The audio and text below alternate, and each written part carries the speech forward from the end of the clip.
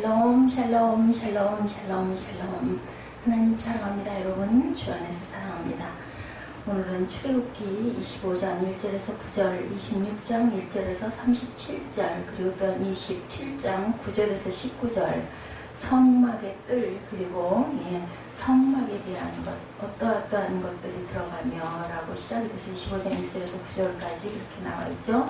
성소를 지을 예물들은 어떤 걸 너희들이 나에게 드려라, 이런 말씀이 있습니다. 26장 전체는 성막을 만들 때 어떤 것을 어떻게 만들어라.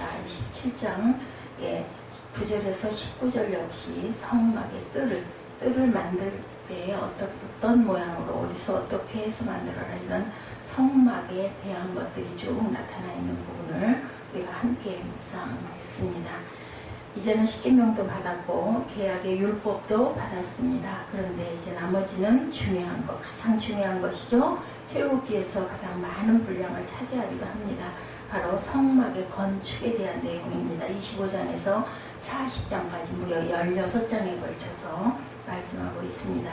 25장에서 31장까지는 하나님의 모세에게 성막을 어떻게 만들 것인지 일일이 지시를 하죠. 재료는 무엇으로, 크기는 얼마나 할 것인지 아주 구체적으로 나타나 있습니다. 32장에서 34장은 금송아지 우상과 이에 대한 하나님의 심판에 대해서 나타납니다. 이는 성막 건설과 관련하여 잘못된 하나님의 섬김의 예를 언급하죠. 35장부터 40장까지는 하나님의 지시대로 사람을 세워 모세가 성막을 만들고 결국 완성에 이르게 되는 내용. 모세는 40일 동안 시내산에 머물렀죠. 여기서 모세가 단순히 십계명 말씀만 받은 것이 아니고 성막 제작에 대한 지시를 주로 받았습니다. 그만큼 중요했기 때문이죠. 그래서 어떤 학자는 하나님은 전 세계를 6일 동안에 창조하셨으나 성막 제조에 관해서 모세에게 가르칠 때는 무려 40일을 소개하였고까지 이렇게도 말씀을 하죠. 성전은 중요합니다. 우리에게 구별된 곳이죠. 신약시대의 성전의 중요성은 많이 사라졌다고 하지만 이스라엘에서 생활이나 예배의 중심은 예루살렘 성전이었습니다. 구약 때 이곳에서는 매일 아침 저녁으로 번제 제사가 드려졌죠. 이스라엘 백성은 1년에 3차례씩 이것을 방문해야만 했습니다. 이슬람교에서는 지금도 성전이 굉장히 중요합니다. 이슬람교들은 하루에 3번씩 메카 대사원에 있는 방향을 향하여 경배를 합니다. 매년 수백만 명의 인파가 메카를 순례하는 모습 또한 아주 대단한 볼거리죠. 그러다 압사 사고가 나서 수많은 사람이 죽임을 당했다는 보도가 종종 들려오기도 합니다. 종교의 중심에 성전이 있지요. 이슬람교는 여러모로 구약 모세의 종교를 많이 모방하고 있습니다. 이스라엘에서는 솔로몬 시대의 예루살렘 도시의 성전이 처음으로 세워졌죠. 이 예루살렘 성전의 원형이 바로 광야 시대의 성막에서 시작이 됐습니다. 성막은 광야 시대에 있었던 이동형 성소, 옮겨질 때마다 다시 지어야 되고 다시 지어야 되겠죠. 그래서 장막으로 성소를 대신했습니다. 그러다 솔로몬 때는 이제 건물로 지은 거죠. 성소는 항상 동쪽이 정면입니다. 광야에 세워졌지만 크기는 작지 않았다고 합니다. 성소를 감싸고 있는 바깥뜰이 대략 입구 쪽 가로가 25m, 세로가 50m, 휘장으로 둘러서 밖에서 보이지 않도록 하고 그 안에는 성소가 있는데 성소의 크기는 정면 가로 5m, 세로 15m, 높이가 5m입니다. 나무 판지를 이용하여 막았고 천정은 천과 가죽 휘장으로 덮었습니다. 성소는 둘로 나뉘는데 성소와 지성소로 나뉘어있지요. 10m가 성소이고 안쪽 5m가 지성소인데 이 사이를 휘장으로 막았습니다. 지성소는 하나님이 거하시는 가장 거룩한 장소였죠. 지성소는 하나님의 임재를 상징하는 언약궤 하나만 있습니다. 성소에는 그 앞에 분향단이 있고 한쪽에 진설병과 금촛대가 놓여 있습니다. 성소 안에 있는 성물들이나 벽은 모두 금이거나 금칠을 했습니다. 성소 바깥에는 희생짐승들을 태우는 번제단이 있고 손을 씻는 물두멍이 있죠. 바깥에 있는 기구들은 전부 노수로 만들어졌습니다. 하나하나가 성막 예배에 사용되는 도구들이지만 이것들이 상징하는 의미들이 있습니다. 교회사에서 오리겐이라는 분이 있는데 이 사람은 알레고리식 해석을 매우 좋아했다고 하죠. 예, 인간이 육과 혼과 영으로 구성되었듯이 성서 또한 문자적 의미, 도덕적 의미, 영적인 의미, 곧 알레고리적 의미가 있다. 이렇게 연결된 연결고리가 있다라는 거죠. 예컨대 하늘의 태양은 문자적으로 뜨거운 태양입니다. 이것을 도덕적으로 해석하면 정의로움이고 영적으로 해석하면 빛 대신 하나님을 나타낸다. 이런 것이 상징이 된다는 거죠. 지나친 영에는 객관적 기준이 없고 주관적으로 해석하는데 문제점이 있기도 합니다. 그렇지만 성서에 등장하는 비도덕적인 면이나 성전과 같이 사라진 것들을 현대에 적응하기 위해서는 이런 알레고리적 해석이 감추어진 진리를 드러나기도 하죠. 구약의 말씀들이 주로 이런 알레고리식 해석에 이용됩니다. 신약 성경에서는 실제 이런 알레고리적 해석이 많죠. 주로 문자적이거나 도덕적 의미로 해석을 많이 했는데 이번 성막 강의에서는 하나하나가 가지고 있는 영적인 의미를 한번 해석해 보도록 합니다. 성막의 설계자는 누구세요? 하나님이시죠. 9절에 보니까 무릇 내가 보이는 모양대로 장막을 짓되 이렇게 나타나 있습니다. 내가 보이는 모양대로 장막을 짓되 성막의 뜰을 만들지니 하죠. 기구들도 그 모양을 따라 지을 것이라. 성막 제작 곳곳에는 이런 말씀이 반복되어 있습니다. 25장 9절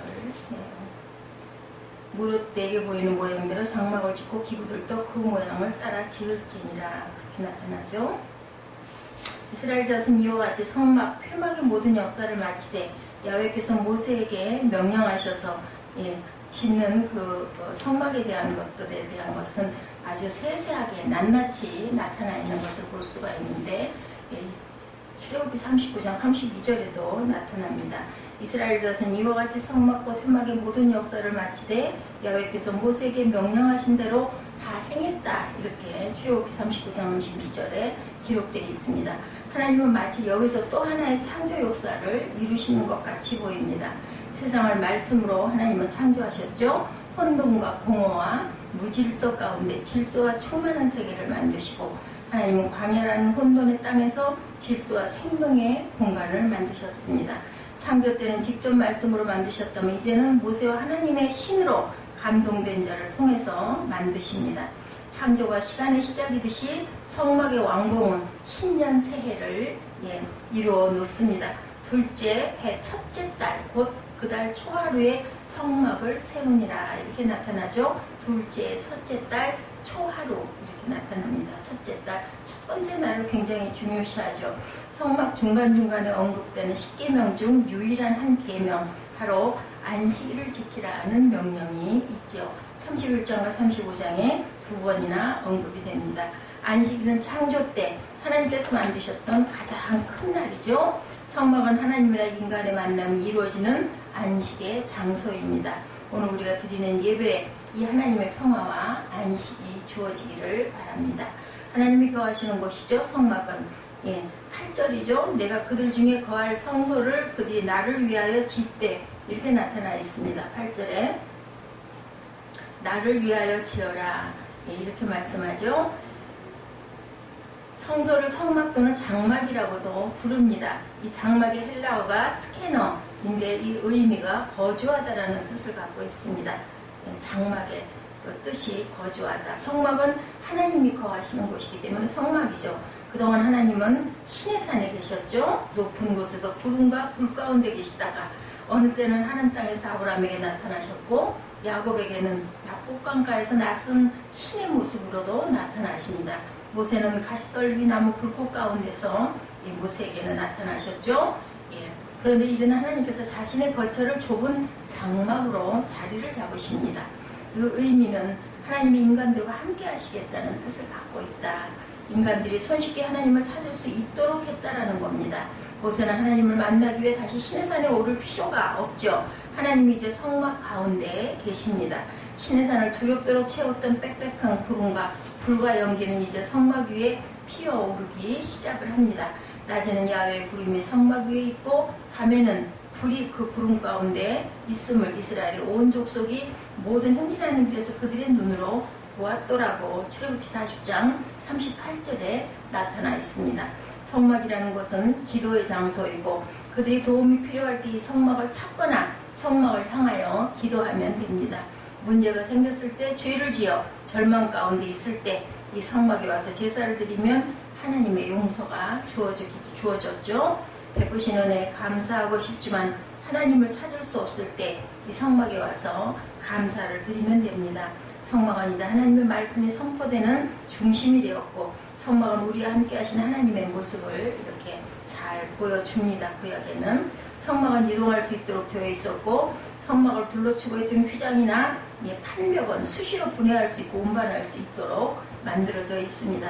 언약궤부터 진설병상, 분향단, 번제단 등 모든 기구들에는 이동하기 쉽도록 고리들이 달려있다고 합니다. 이 고리에 채를 끼워서 운반을 합니다.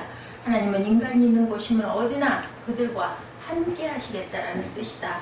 그런 점에서 예루살렘 무거운 돌과 금으로 만들어진 성전은 움직일 수가 없죠. 그것은 하나님을 고정시키는 행위일 수도 있다. 이렇게 해석이 되기도 합니다. 이동할 수 있는 성막이 본래 하나님의 뜻을 보다 잘 계시하고 있기도 하고, 그래서 솔로몬은 땅에 고정된 성전이 갖는 부정한 교훈을 알았기 때문에 성전 낙성식에서 이렇게 고백합니다. 하나님이 참으로 땅에 거하시리이까. 하늘과 하늘들의 하늘이라도 주를 용납하지 못하겠거든. 하물며 내가 건축한 이 성전이 오리까. 이렇게 이런 그 좁고 답답한 건데 하나님 계실 겁니까? 이렇게 얘기했다는 거죠. 주께서 전에 말씀하시기를 내 이름이 거기 있으리라 하신 곳 이 성전을 향하여 주의 눈이 주야로 보시오며 주의 종이 이것을 향하여 비는 기도를 들으시옵소서. 이렇게 나타나 있기도 합니다. 성전은 하나님의 이름이 있는 곳이기도 하죠. 하나님을 독점할 수는 없습니다. 우리는 하나님을 이곳에 제한시킬 수도 없죠. 성전에 제한된 신은 성전이 망하면서 같이 망한다. 그러나 성전은 하나님의 이름만 있는 곳이기에 하나님은 절대로 성전에 매이시지 않죠. 무소부재하십니다. 어느 곳이든 시공을 초월하여 볼 수도 있으시고 가실 수도 있는 거죠. 여호와의 영광이 성전 문지방을 떠나서 그룹들 위에 머무르니. 에스겔 10장 18절입니다. 하나님의 영광이 동쪽 산 방향으로 떠나죠. 그렇게 바벨론 포로가 이동하는 동안 하나님의 영광이 사라지더니 에스겔은 다시 성전이 회복되는 환상을 봅니다. 성전이 재건되면서 다시 하나님의 영광이 돌아오죠. 야훼의 영광이 동문을 통하여 성전으로 들어가고 내가 보니 여호와의 영광이 성전에 가득하더라. 에스겔 43장 4, 5절에 이렇게 증거합니다. 그리고 또한 성전은 하나님이 계시는 곳이고 예수를 믿는 신앙인들은 이 영광을 예수 그리스도에게서 봅니다. 요한복음 1장 14절의 말씀이죠. 우리가 잘 아는 말씀입니다. 말씀이 육신이 되어 우리 가운데 거하심에 우리가 그의 영광을 보니 아버지 독생자의 영광의 은혜와 진리가 충만하더라.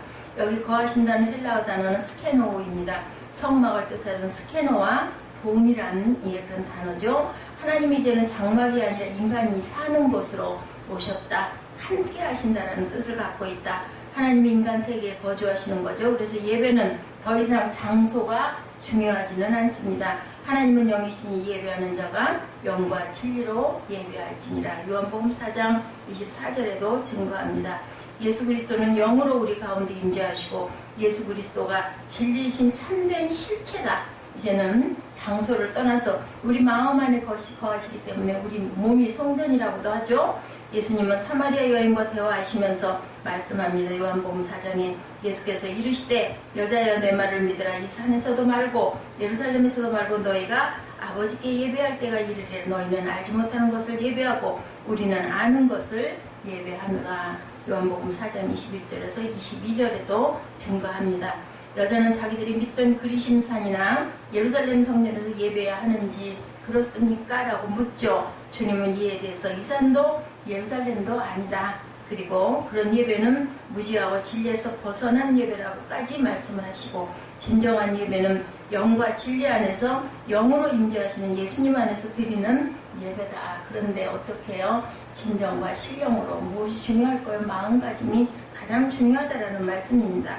이곳은 한간 모임의 장소일 뿐이고 아무리 화려한 건물일지라도 하나님의 임재가 없는 이런 곳은 그냥 하나의 건물이다. 그곳에 진리 되신 그리스도가 없으면 돌덩어리에 불과하다라는 거죠. 우리는 정말 참된 것을 예비하고 있는지 아니면 그림자를 예비하고 있는지 항상 잘 묵상해야 합니다. 히브리서 말씀이죠. 그들이 섬기는 것은 하늘에 있는 것의 모형과 그림자라. 모세가 장막을 지으려 할 때에 지시하심을 얻은 것 같으니 이르시되 삼가 모든 것을 산에서 내게 보이던 본을 따라 지으라 하셨느니라. 히브리서 8장 5절입니다. 모세가 하늘에서 본 것이 진짜라. 땅 위의 성전은 그 진짜를 모방한 것에 불과하다. 실체가 아니라 그림자라는 뜻도 갖고 있다는 거죠. 그리스도께서는 참것의 그림자인 손으로 만든 성소에 들어가지 아니하시고 바로 그 하늘에 들어가서 이제 우리를 위하여 하나님 앞에 나타나시고, 히브리서 9장 24절입니다. 모세가 하늘에서 보았던 것은 실상은 누구세요? 그리스도이시죠. 하나님의 임재, 하나님의 거룩함, 하나님의 사위의 은총, 기도에 대한 하나님의 응답, 이 모든 것이 어디에서? 성전에서 이루어집니다. 그러나 실은 이 모든 것이 그리스도와 그분의 사역에 대한 모형이다, 보여진 것이다. 우리는 진짜 실체를 가지고 있죠. 그래서 더 이상 우리에게는 건물 성전이 그렇게 대단한 중요한 의미는 아니다. 성전이 귀하고 거룩한 장소이긴 하지만 그것이 하나의 그냥 너무 그것을 약간 그 우상식해서는 안 된다. 뭐 기도원을 가면 기도원에서 뭐가 나타난다인 것처럼 그런 식의 생각은 하지 말아라는 거죠. 우리가 성령 안에 있다면, 그리스도의 이름으로 기도하고 예배하고 있다면 바로 그것이 성전일 수도 있다. 고린도전서 3장 16절이죠. 너희가 하나님의 성전인 것과 하나님의 성령이 너희 안에 거하시는 것을 알지 못하느뇨. 이렇게 말씀합니다. 우리 한 사람 한 사람이 성전이라는 거죠. 성령이 우리 안에 계시기 때문에. 성령이 우리 안에 계시지 않는 사람은 성전이 아닙니다. 똑같은 사람이지만 그렇죠.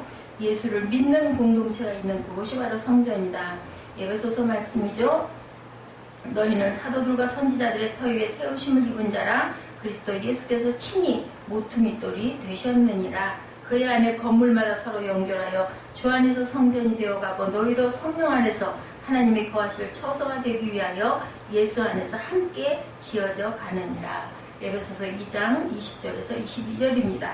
바울이 편지를 쓰고 있는 고린도나 에베소에는 유명한 신전들이 굉장히 많았죠. 기원전 6세기에 고린도에 건설되었던 아폴로 신전 유적은 지금도 7개의 거대한 기둥을 뽐내고 서 있습니다. 고린도시 배후의 해발 575m에 달하는 아크로 고린도 성상에는 한창 때 그 신전 참여가 1,000명에 달했던 아프로디테 신전도 있었다는 거죠. 당시 에베소에는 아르테미스 신전이라고 해서 고대 7대 불가사의 중 하나라 불리던 웅대한 건축물도 있었습니다. 이 신전은 높이가 16m, 직경이 1.8m에 이르는 대리석 기둥 100여 개가 떠받치고 있는 엄청난 규모였죠. 아테네의 파르데논 신전보다 4배나 큰 이런 우상을 숭배하는 신전들이 많았다. 그런데 바울은 이것이 신전이 아니다 이렇게 말씀하죠. 바울 시대는 여전히 예루살렘 성전이 존재했습니다. 헤롯이 지금은 황금으로 반짝이던 이 예루살렘 성전을 보이지 않고는 건축물에 대해서 논하지 말라고 할 정도로 웅장하죠. 그런데 바울은 그 성전이 성전이 아니다 이렇게 얘기를 합니다. 불과 20-30명의 작은 가정교회들로 이루어진 곳, 땀냄새나고 신분도 변변치 않은 공동체를 향하여 너희가 하나님이 거하시는 성전이라고 말씀을 합니다. 그곳에 그리스도가 계시고 그리스도가 있는 곳에 하나님의 임재가 있기 때문이죠. 우리가 오늘 드리는 예배는 정말 복되고 영광스러운 그런 것이다. 뭐 상가 건물이 됐든 아니면 정말 뭐 처음에 시작할 때 컨테이너에서들도 예배가 시작이 되기도 합니다. 이런 모든 것들 하나님의 영광이 임하고 거기에 성령의 감동이 있는 곳이면 어느 곳이나 그것은 성전이다. 그리스도께서 계시는 곳이 바로 성전이라는 거죠. 이 영광을 보는 이 예배를 항상 드리면서 우리가 하나님의 그 감동을 깨닫고 느끼고 우리가 항상 그것을 소중하게 여기는 성령의 성전들, 우리 각각의 모든 성전들이 되시기를 주님의 이름으로 축복합니다. 오늘은